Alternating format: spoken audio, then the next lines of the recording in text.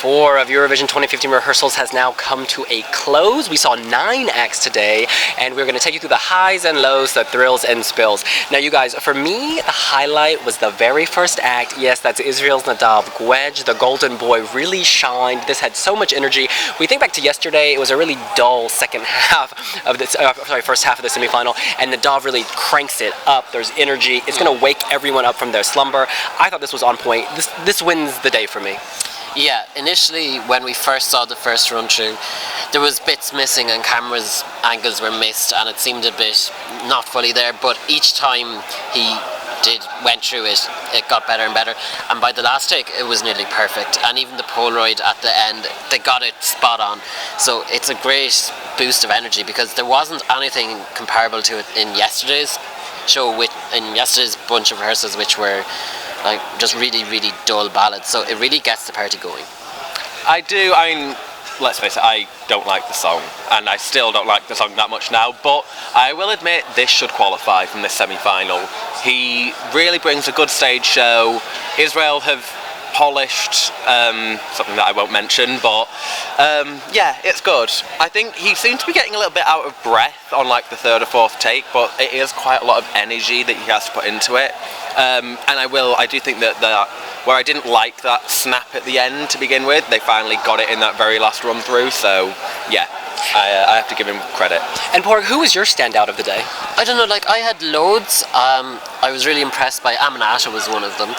I wasn't a huge fan of the song, but her staging blew me away, and like it was like the cathedral, and like we're worshipping at the shrine of Savadogo. Like she was near perfection.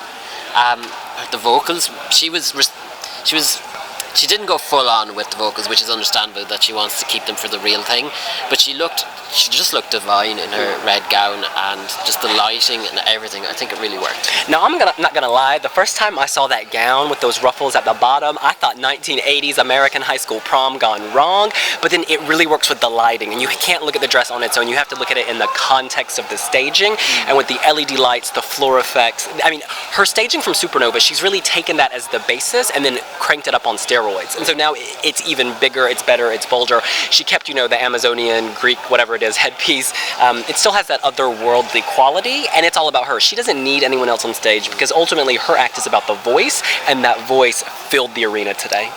I did enjoy it, and I really loved the song. I felt a bit like I just wanted something more, and I don't know what it is, but I think maybe if, as we think, that stage that she's on is going to rise up, maybe something, just that little extra bit, and it will blow me away, but I wanted that moment, and I didn't get it.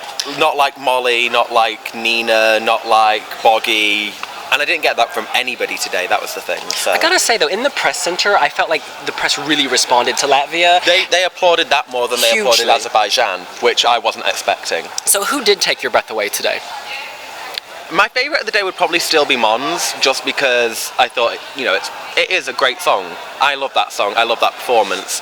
There were issues with it, but I think that they will work that through. The only other person was Mélanie René, and again, I've always been a champion of that song. It seems to have gained a lot more support with other people who weren't expecting her to be that good, and maybe it's taken them a bit by surprise, but I've always thought that she had that in her, and she really nailed it. I think she's going to the final. Let's take these in turn. Porg, Sweden, see, the problem is we've seen Sweden so many times, because basically it was the Melfest performance, but just on a bigger scale, and they stuck dungarees on the stickmen and gave him a balloon, but nothing really had changed. His vocals seemed a bit flat, but I'm guessing he just wasn't going at full whack with them, and there was the odd time where he was doing the thing and he was a bit late with his hand movements or whatever. But I think for the viewers at home who've never seen it before, it will still be breathtaking. Yeah, I agree. It's hard for me to separate, if my bias, because I've seen this like 50 million times, or if it's because it actually isn't as thrilling as it could be. But something was missing. When I'm thinking back about my highlights of the day, it's actually Sweden is not my highlight. I think of Latvia first, I think of Israel first, I even think of Switzerland first, but that may be just because Switzerland has improved so much, as opposed to Switzerland being better. Yeah, I'm really torn. Obviously, he's going to the final, there's no question. Is it enough to win? At this point, out of all these rehearsals, the only person who I thought this is a Eurovision winning song is Nina Sablati. Oh, of Sweden. I think it could be just like Sade, Eric Sade, that it will do really well, but that he won't be able to just get enough to get to the very top. Yeah, I actually agree with you, Chris. Georgia is the act that I keep coming back to all these days later. I keep comparing things to it and say, oh, it's not as exciting as that. There were other acts today, of course. Azerbaijan. This is a bit divisive, I think. I really loved it. I thought it was very contemplative, very thoughtful, this is edgy. Those dancers, interpretive dancers, a man wearing a dog collar, hello. But I was surprised that it was a muted response in the press room. I don't think people shared my passion. Tanya meets Andres Calais Saunders. That was all that dancing. And there's even a point where he pushes the guy away from the girl, which is exactly the end of running. Now, Andras does not have a copyright on pushing. I know. Men have been doing it for centuries. But Azerbaijan, when they have come up with creative staging before, we hadn't really seen a trapeze artist at Eurovision, we hadn't seen somebody in a glass box. And it sounds ridiculous to say that, but they've gone for something almost a bit simpler with interpretive dance, and it just feels a bit flat. And Elnor was doing all these sort of vocal tricks every now and again. Each run through was different, and not every time he got it right. It's interesting. We did an interview with him on wiwibloggs, and he says, yes, he's still experimenting. He's still trying to figure out what the best approach is.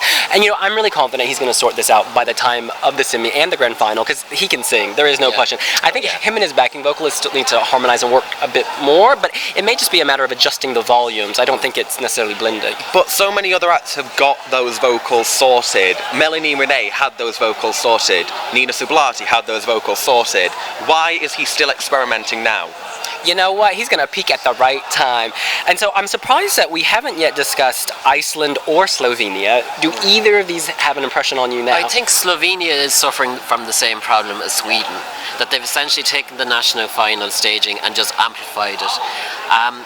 My big issue is that their stage is this big, wonderful LED screen, and Slovenia basically have completely ignored it. It's black, it flashes, there's a few flashes of light every so often, but I think it's nearly criminal to have such a tool at their disposal and just completely ignore it.